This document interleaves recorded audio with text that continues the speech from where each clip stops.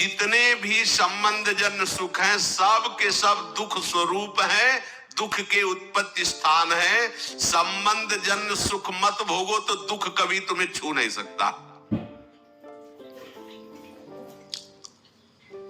अभी कल हमको किसी ने बताया था, तो बोले वो नौकरी करते थे प्लास्टिक फैक्ट्री में और वो पाइप फट गया, पूरा प्लास्टिक जो द्रवित प्लास्टिक हो ऊपर, बोले जिंदा जल गया। हो चिंतन तो हुआ ना। तो अब जैसे अपने लोग दूसरे जीवों को जला के खा रहे ना, ऐसे पैर बांध दिए उनको भूंज रहे, तुम्हारे पैर भी नहीं बांधे जाएंगे, जिंदा भूंज जाओगे। कर्म तुम्हें बख्शेगा नहीं, ध्यान रखना।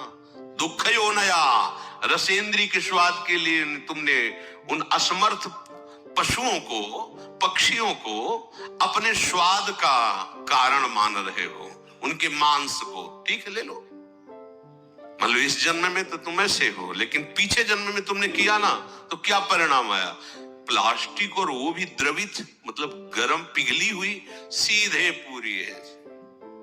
वो कितना कष्ट हो, थोड़ी देर तदात्म होके देखो कितना एक दिन वो फूल लगा रहे थे ना, तो ब्लू गन जिसे आप चिपकाते हैं, वो जरा छू गई तो एकदम ऐसे कह रहे ये क्या है, तो बोले तो गरम प्लास्टिक ही तो है, उसमें हल्की सी गरम एकदम, जिसमें आप फूल चिपकाते हैं, वो जरा पूरी द्रवित प्लास्टिक ऐसे गिर गई।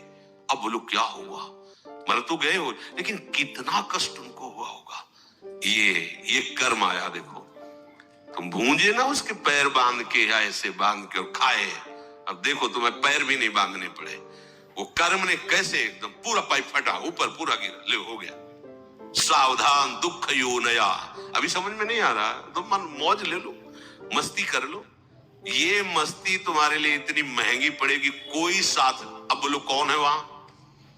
परिवार, कोई धन संपत्ति, कोई भी साथ है, पूरे शरीर में प्लास्टिक, गरम प्लास्टिक से पैक।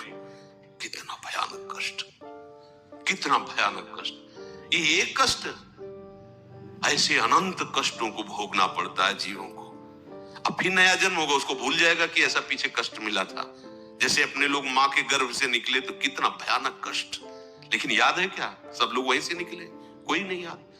भगवान याद दिला रहे, दुख यो नया। किसी भी प्रकृति जन्य, अगर मुक्त होना है दुखों से, प्रकृति जन्य संयोग जन्य सुखों को मत भोगो, मत स्वीकार करो, तो तुम्हें कभी दुख भोगना नहीं पड़ेगा, पक्का। जब आप किसी वस्तु के भोगने की भावना करते हैं तो उसका अभाव प्रतीत होता है।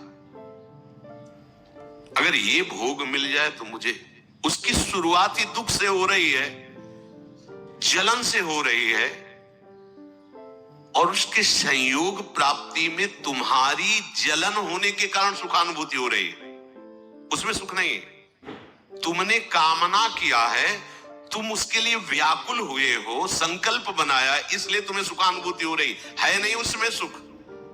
ध्यान रखना, वो भास ऐसा ही रहा है जैसे स्वप्न में लग रहा है बहुत अच्छा अच्छा खा रहे, पर पेट भरा क्या? कुछ नहीं। स्वप्न में भी तो सारी क्रियाएं होती, क्या होता है? कुछ होता है क्या? जागृत में ठीक वैसे ही भ्रम है। अगर तुम्हें उस सुखद वस्तु का भाव न बने कि सुखद है, तो आपको कभी भी दुख नहीं मिल सकता। पर हम पहले किसी भी वस्तु, आज पूरा प्राणी समुदाय चेष्टा केवल सुख के लिए कर रहा है, केवल सुख के लिए, परिणाम सबको दुख मिल रहा है। जो प्रभु की तरफ चले वो धीरे धीरे दुख से निवृत्त होते हुए परम सुख की तरफ जा रहे हैं। भले आज शरीर दंड भोग रहा है पीछे के कर्म का, लेकिन आगे प्रकाश है, क्योंकि भगवत मार्ग में चल रहा है। वस्तु के अभाव का दुख जितनी जोर का होगा, मिलन में तुम्हें उतना ही सुखानुभूति होगी। ये ब्रह्म ऋषियों का मनन है। वस्तु के भोग का जितना गाढ़ चिंतन होगा, उतनी तुम्हें उस भोग में सुख लगेगा, है नहीं? लगेगा। और जितना तुम उसमें सुख अनुभव करोगे, उससे अनंत गुना बढ़ के तुम्हें दुख मिलेगा। ये सिस्टम है, ये नियम है। इसीलिए देख लो सब दुखी है, सब शांत है। भोगी व्यक्ति कभी सुखी नहीं हो सकता, दुखों से बच नहीं सकता, क्योंकि जितने भी भोग है सब दुख योनया। भगवान कह रहे हैं, भगवान के दुखालयम, या दुखालयम में तुम सुख भोगना चाहते हो, भगवान कह रहे दुख योनया, हट जाओ, शरीर राग से हट जाओ, केवल जीवन निर्वाह मात्र, धर्म रक्षा के लिए, कर्तव्य पालन के लिए उचित शास्त्रीय विधान के अनुसार भोगों को स्वीकार करो, इसी जन्म में आनंदित हो जाओगे। अगर आप केवल भोगों में ही सुख मान करके रत हो तो परिणाम ताप संस्कार दुखैर गुण वृत्ति विरोधाच दुखमेव सर्वम विवेकिनः। तुम्हें 3 प्रकार के दुख वर्तमान में ही भोगने पड़ रहे हैं, देख लो। परिणाम दुख, पीछे जो कर्म किए उनका परिणाम भोग रहे हो। परिणाम दुख और ताप दुख और संस्कार दुख, ये 3 सुख भोगने वाले को भोगना ही पड़ता है। देखो, सुख भोगने वाले के लिए लिखा है, जो संसार में सुख भोगने की वृत्ति लिए उनको ही अपने आप 3 दुख भोगने पड़ते हैं, परिणाम दुख, ताप दुख और संस्कार दुख। संपूर्ण विषय भोग आरंभ में सुख रूप सबको प्रतीत होते हैं। कोई भी कर्म जब हमारा बनता है तो उसमें हमारा लक्ष्य होता है सुख। कोई न कोई ऐसा कर्म बना जो सुख के लिए हमने पाप कर्म किया, सुख भोगने की भावना से पाप कर्म बना, और वही कर्म आकर के दंड देता है। ध्यान रखना, चाहे कोई हो, कोई भी हो, कितना भी बड़ा महापुरुष हो, इस शरीर रचने के समय उसके उस कर्म संस्कार को रचा गया है। इतनी अवस्था में तुम्हारे ये रोग होगा, इतनी ये प्रारब्ध भोग है, ये आएगा, अपना रूप विस्तार करेगा। लेकिन ये भजन का, ये भगवत शरणागति का प्रताप, वो बस कवच बन करके उसकी रक्षा करता है, ना उसे भय होने देता है, ना शोक होने देता है। अब ये शरीर छूटा, पीछे सब गोदाम में आग लग गई, अब उसमें एक भी कर्म ऐसा नहीं जो जग सके या नवीन हमें बंधन दे सके। खत्म। आगे जो कर्म हो रहे हो भगवत अर्पित हैं, वो खत्म। प्रारब्ध जो है धीरे धीरे खत्म होता जा रहा है, और उसको कैसे भुगवा रहे? कृपा कवच से। सत्य कहते हैं, अगर प्रियाजू की शरण में ना होते तो रोज हम ऐसे जलते जैसे किस तवा में रोटी सेकी जाती है, ऐसे जलते और मनाते कि ये शरीर छूट जाए तो अच्छा है। मनाते, कहां इतनी अर्थव्यवस्था, कहां ऐसी सेवा, कहां ऐसा हृदय की विश्राम स्थली, कहां हृदय को लगाते, किस पर लगाते? जिस पर लगाया था वही धोखा दे रहा था। क्या होता थोड़ी देर में तो बिल्कुल एकदम जैसे जल में कमल का फूल रहे, ऐसे प्रियाजू रख रहे। संपूर्ण विषय भोग आरंभ में सबको सुख रूप प्रतीत होते हैं, और वही कर्म, वही विषय भोग परिणाम में महान दुख प्रदान करता है। एक सत्य घटना, ब्याह हुआ, पत्नी आई, तो जैसे परस्पर स्त्री पुरुष आसक्त हो जाते, ऐसे पति आसक्त हो गया। पत्नी का पहले से कोई प्रीतम था, वो जब उनके दृष्टि में ब्याह होने के बाद पुनः आया तो उसने रोकर कहा, हम तो आज तक तुम्हारा ही इंतजार कर रहे हैं, और जिएंगे तुम्हारे लिए, मरेंगे तुम्हारे लिए। अब ये तुम सोचो कि तुम्हारा प्यार कैसा है। तो उसने कहा, इस बार हिसाब हो जाएगा, हम मायके आ रहे हैं, वहीं बुलवाएंगे इनको। मायके गई और वहां से फोन किया कि आपके बिना हमारा दिन नहीं कट रहा, माता पिता तुरंत भेजेंगे नहीं, आप 1-2 दिन के लिए आ जाएंगे। वो जो बहुत ज्यादा चिपकती है, नाक मुंह में लगा दिया उसको, फेब्रिक है, और उससे क्विक क्या, वही नाक जैसे खवा पिया के लेटा दिया, और मित्र को बुला लिया और नाक में और मुंह में वही भर दी, वो मिनट में एकदम जाम गए। ये सत्य घटना। क्या हुआ, कहां सुख है, किसमें सुख है। अब वो एक अलग जेल में, एक मरा और दोनों अलग अलग जेल में, तीनों का जीवन नष्ट हो गया। क्या हुआ, सुख भोग की लालसा। देखा, अब अगर हम ऐसे ना समझाए तो लगेगा भगवान कह रहे दुख क्यों नहीं आए, ऐसे दुख क्यों नहीं आए। धर्म से चलोगे, भगवत भजन करोगे, धर्म के निर्वाह के लिए विषय स्वीकार करोगे तो आप सदैव सुखी रहोगे, इस लोक में भी और परलोक में। धर्म विरुद्ध आचरण करोगे, सुख भोग के लिए भगवान की आज्ञा को उल्लंघन करोगे तो न यहां सुख पाओगे न वहां सुख पाओगे। लिख लो ये बात, आज भले मुस्कुरा लो, कल मुस्कुराहट में जहर होगा।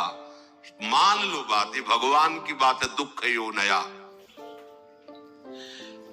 जगह जगह ये सुख की लालसा ऐसा नष्ट कर देती है। मेजर पदवी पर आर्मी में थे, भ्रमण करने से सब, बहुत सुंदर उनका बंगला था, बहुत सुंदर व्यवस्था उनकी थी। कानपुर में सामने मिठाई की दुकान थी, पंजाबी शरीर था उसका, सामने मिठाई की दुकान। अब वो आर्मी के तो 4-4, 5-5 महीने बॉर्डर में ही लगे हुए हैं, तो उसका उससे मित्रता हो गई मिठाई वाले की दुकान से। गेटमैन रहता उसके यहाँ, पर जब मालकिन का आदेश है तो गेटमैन क्या रुकेगा।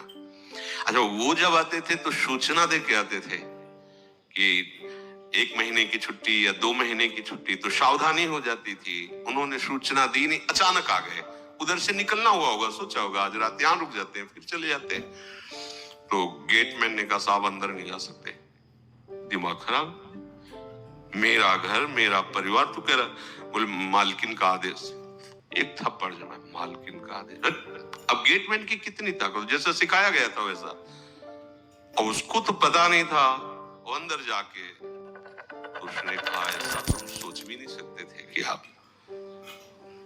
दोनों थे, दोनों ने मिलकर उसका वो ही मार दिया, आर्मी के मेजर को, और गाड़ दिया वही बड़ा ऐसा मकान। वैसे वो पहुंचा नहीं, वहां सरकारी जांच हुई, कहां से कैसे क्या पता चला। 1 दिन के लिए घर गया था, वहां से फोर्स आया, गेटमैन से पूछा तो उनकी पिटाई एक अलग कोटि की होती है। वो 1 मिनट में बता, हाँ साहब आए थे, अंदर जाते देखा, बाहर निकलते नहीं देखा। अंदर से जब पिटाई शुरू हुई अंदर वालों की, उन्होंने बता दिया तुम्हें मेजर साहब गड़े हुए हैं। क्या हुआ, भयंकर, तीनों को कष्ट।